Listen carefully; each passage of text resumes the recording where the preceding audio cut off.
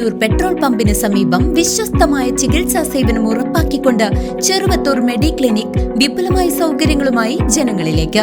അത്യാധുനിക medical laboratory, ECG, observation unit എന്നിവ സജ്ജീകരിച്ചിട്ടുള്ള ഇവിടെ വിദഗ്ധരായ സൂപ്പർ സ്പെഷ്യാലിറ്റി ഡോക്ടർമാരുടെ സേവനവും ലഭ്യമാണ്. ചെറുവത്തൂർ മെഡിക്ലിനിക്, മായന്നൂർ. താലപ്പൊലി മഹോത്സവ ഭാഗമായുള്ള മാലിന്യങ്ങൾ നീക്കം ചെയ്ത് സ്തുത്യർഹ പ്രവർത്തനങ്ങളുമായി കൊണ്ടാഴി ഗ്രാമപഞ്ചായത്തിലെ ഹരിതകർമ്മ സേനാംഗങ്ങൾ. കൊണ്ടാഴി ഗ്രാമപഞ്ചായത്ത് ഹരിതകർമ്മ സേനാംഗങ്ങൾ തുടർച്ചയായ 5ാം വർഷമാണ് മായന്നൂർ ശ്രീകുറുമ്പ ഭഗവതി ക്ഷേത്രത്തിലെ തിരുവുത്സവ താലപ്പൊലിയോടനുബന്ധിച്ച് കുമിഞ്ഞുകൂടിയ മാലിന്യങ്ങൾ നീക്കം ചെയ്തത്. ശുചീകരണ പ്രവർത്തനങ്ങൾക്ക് നേതൃത്വം നൽകിയത് 30 പേരടങ്ങുന്ന സംഘമാണ്.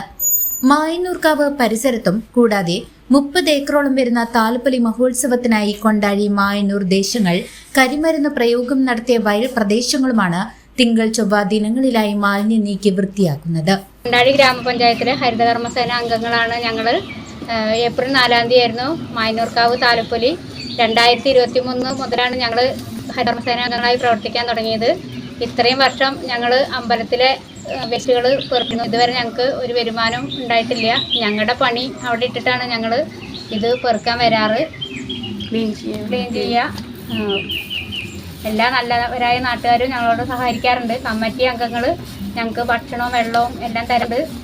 കനത്ത വെയിലിലും ശുചീകരണ പ്രവർത്തനങ്ങൾ നടത്തിവരികയാണ് ഹരിതകർമ്മ സേനാംഗങ്ങൾ. സേന ആരംഭിച്ചത് 2021 മുതലാണ്. ഞങ്ങളിവിടെ പൂരപ്പറമ്പ് ചെയ്തിടണമെന്ന് കമ്മിറ്റി അപേക്ഷ പോലെ ഞങ്ങൾ ചെയ്തുകൊണ്ട് വരുന്നു.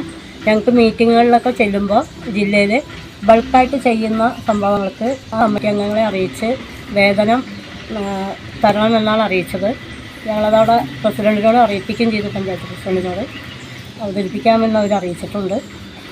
ഞങ്ങൾ വെയിൽ കൊള്ളുമ്പോൾ പാവങ്ങൾക്ക് സഹോദരിമാർക്കൊരു വേതനം തരണമെന്ന് അഭ്യർത്ഥിച്ചു കൊള്ളുന്നു. ഹരിതകർമ്മ സേനാംഗങ്ങളായ രമ സുരേഷ്, CT ചന്ദ്രിക, PM സുമതി എന്നിവർ സേവന പ്രവർത്തനങ്ങളെക്കുറിച്ചും തങ്ങളുടെ ആവശ്യങ്ങളെപ്പറ്റിയും CCVയോടായി സംസാരിക്കുന്നു.